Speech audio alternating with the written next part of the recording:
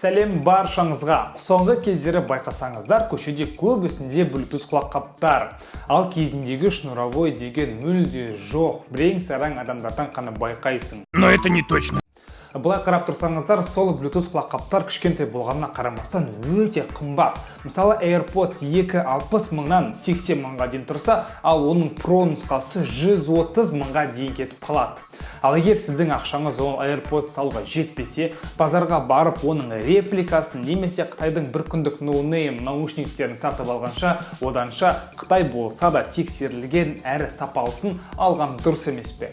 Сонымен бүгін менде шолуда солардың бірі Xiaomi компаниясының AirDots 2 Pro немесе жай ғана Mi Air 2-ге шолу. Қорапшасына келетін болсақ, мынандай ақшылыққа қорапта келеді екен. Премиум класс деп айта алмасақ та, бірақ өзінің бауыры Redmi AirDots-тың қорабына қарағанда кішкене болса да сапарақ жасалған. Комплектациясы бойынша барлығы біз сұрағанда ешқандай артық дүниесі жоқ. Бірінші ол қуаттағыш кабелі, әрине USB-C, екінші кітапшалары, үшінші құлаққаптың қорабы, ал төртінші құлаққаптың өзі. Құлаққаптың қорапшасына келетін болсақ, өте сапалы жинақталған. Кейбір блогерларды көрген кезде, оларды аузы ашылған кезде кішкене сықырлаулар болған еді. Менде ондай байқалған жоқ. Құлаққап қорабының оң жағында бізде бір батырма орналасқан, ол смартфонмен синхронизациялауға арналған және бұл қорапшаны өшіріп қосу үшін де арналған. Алдыңғы жағында индикаторы ақ жанған кезде қуаты түгел деген сөз, ал қызыл жанған кезде қуаты бітіп барады дегенді білдіреді. Ал астыңғы жағында қуаттағыш ұяшығы. Құлаққаптардың өзінің дизайнына келетін болсақ, әрине бірінші ойға келетін ол AirPods-тың көшірмесі ғой деген. Әсіресе мына вкладыштары құлаққа кіретін жері. Ал таяқшасы кішкене үлкенірек және жалпағырақ келген. Бірінші көзқарасқа маған өте ерсі көрінді, себебі құлағының мына жерінен үлкен таяқ шығып тұрған сияқты. Немесе AirPods-тың сынып қалып, орнына ақ таяқты байлап алған сияқты көрінді. Бірақ ол тек қана бірінші ойың, бірінші рет достарымен қалжың ретінде қабылдауың мүмкін. Уақыт өте келе оны мүлде ұмытасың. Құлағыңда құлаққапта тұрған кезде қозғалсаң да, жүгірсең де, қандай әрекет жасамасаң да жерге түсіп кету деген мүлде болған жоқ. Сол себепті дизайны жағынан, қорапшасының жасалу сапасы жағынан маған өте қатты ұнады.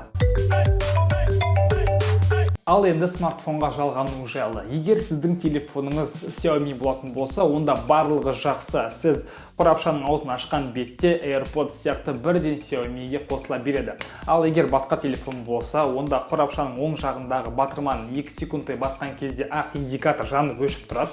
Сол кезде Bluetooth баптауларына кіріп Mi Air 2 деген құрылғыны таңдауыңыз керек.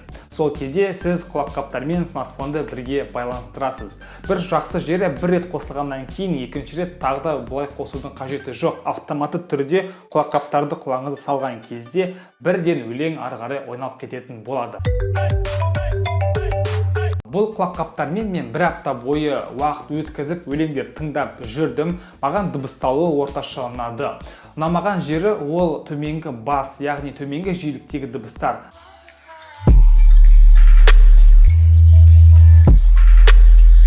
Ал ортаңғы және жоғарғы жиіліктегі дыбыстарды өте жақсы сапалы берді. Тағы да бір ұнаған жері дыбысталуы тым қатты емес. Себебі кейбір құлаққаптарды салған кезде 100%-да құлағыңды жарып кететіндей шыңғырады.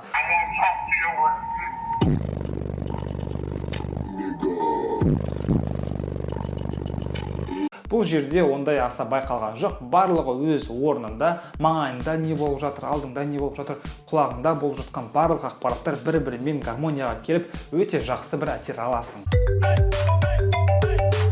YouTube'тан кино немесе видео көрген кезде дыбысты кешіктірмей тура уақытында жеткізеді. Себебі біріншіден Bluetooth 5, екіншіден LHDC кодегінде жұмыс жасайды. Ол дегеніміз қарапайым құлаққаптарға қарағанда дыбысты 3 есеге жылдамырақ жеткізеді.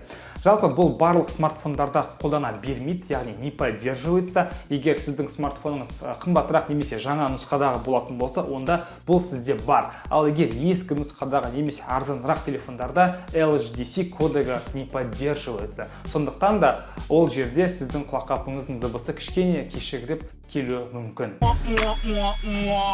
Айтпақшы басқару сенсорлары жайлы. Бұл жерде мен екі ойлы болып қалдым, себебі жалпы сенсордың болуы ол өте жақсы, яғни заманауи. Ал сенсорлардың жақсы жұмыс істеуі ол екінші әңгіме. Сол жақтан бір рет ұрған кезде дыбыс көмекшісін шақыру керек, ал оң жақтан ұрған кезде келесі өлеңге ауысу керек еді. Ал мен қанша рет ұрсам да сол жақты ұрған кезде кей кезде дыбыстық көмекші шақырылады, кей кезде шақырылмайды, ал оң жақтан ұрған кезде өлең ауысады немесе ауыспайды.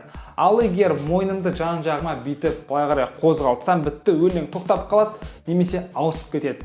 Сондықтан да сенсоры менің нұсқамда ғана осындай болуы мүмкін, маған аса ұнаған жоқ. Сол себепті мен өлеңді смартфоннан өзім ауыстыра бердім. Сонымен достар, мен бүгін Mi Air 2 құлаққабын шолу жасадым және қорытынды ретінде бір нәрсе айтайын. Бұл құлаққаптар өзінің бағасын 100%-ға ақтайды. Дыбысталуы, құлақта ыңғайлы тұруы, қорапшасының сапалы жасалуы маған қатты ұнады. Ал кейбір кемшіліктері бұл жақсылықтарын басып кете алған жоқ. Сол себепті мен сіздерге бұларды ұсынамын. Ал егер қайдан сатып алам десеңіздер, маған жәрдем берген бүгінгі Morbitron сайтынан сатып ала аласыздар. Бұл сайтқа және оның басшылығына көп рахмет. Келесі кездескенше сау!